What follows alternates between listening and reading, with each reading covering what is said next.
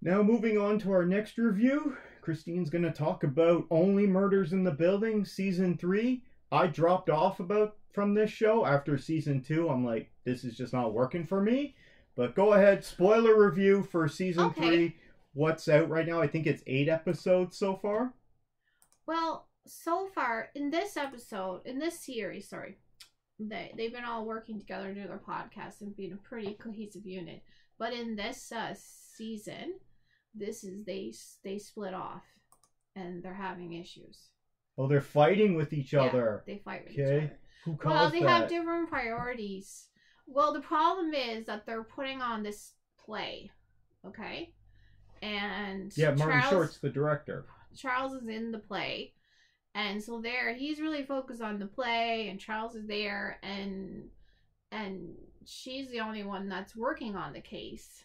And she gets upset, and she gets substitutes for them, essentially. She has this Tolbert fella.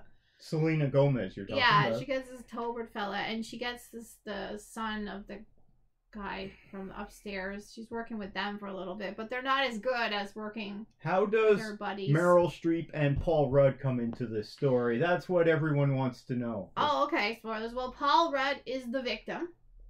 Oh, they kill him? Oh, yeah, they killed him off a long time ago. Oh, they killed Paul Rudd, those bastards. He's in it quite a bit, though. Because, they think he's dead, and then he doesn't actually die at first, and then he dies later. In the building. He ends up dying in the building in the end. First, we think he's dead on the stage, and we're like, this isn't a murder in the building.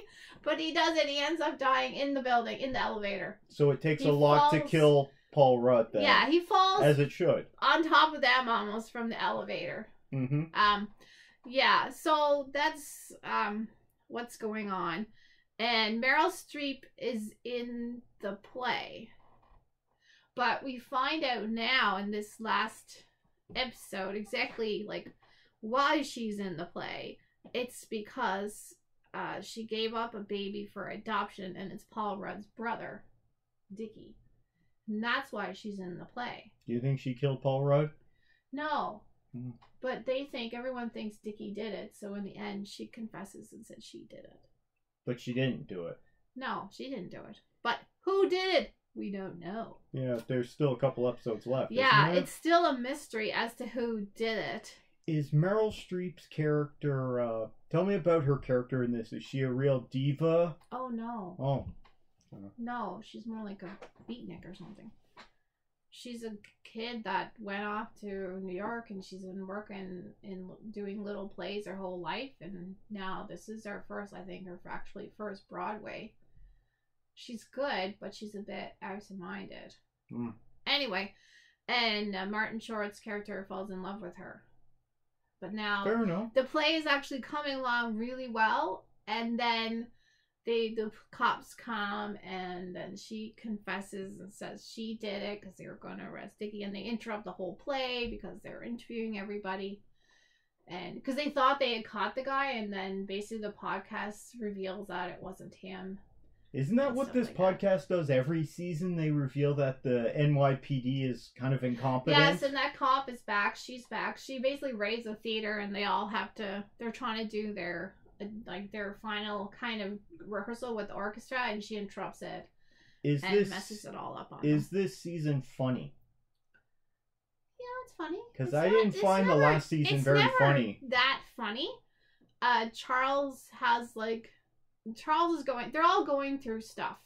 He breaks up with his girlfriend who's obsessed with her 69 fish. Charles is Steve Martin. Yeah, and he has to sing this song, I can't even say it. This song. The play is about a lighthouse and a murder in Nova Scotia, apparently.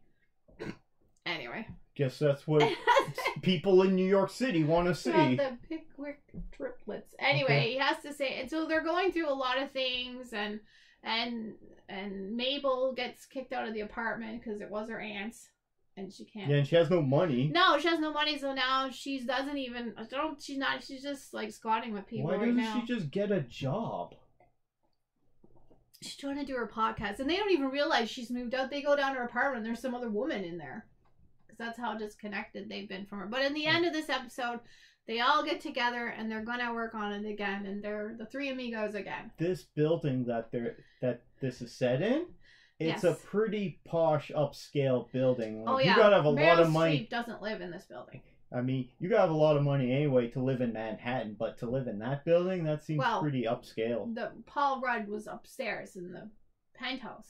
He was up there, and his brother. I don't think his brother lived there, but that's who lived in the penthouse in this season. Was Paul Rudd playing himself?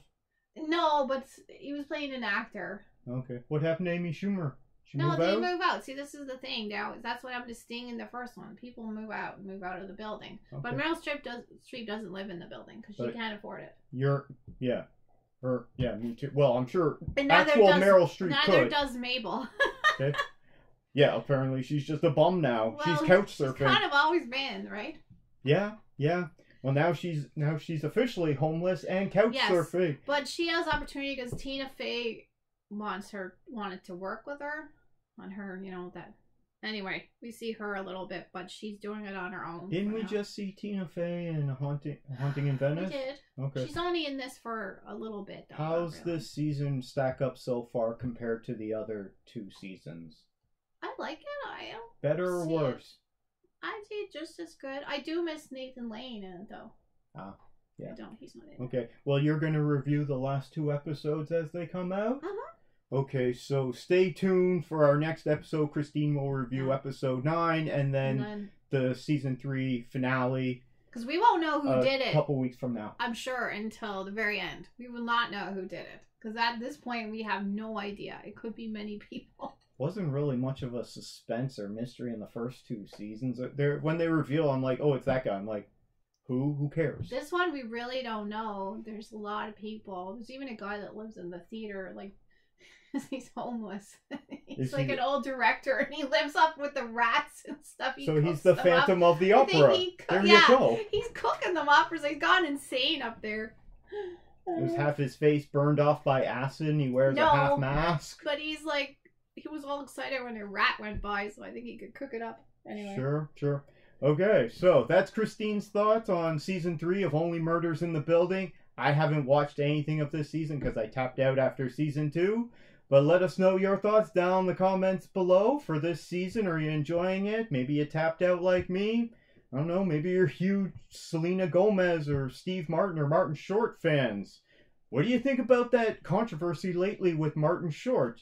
Let us know down in the comments below. And Fluffy Kitty would really love it if you would leave us a like, too.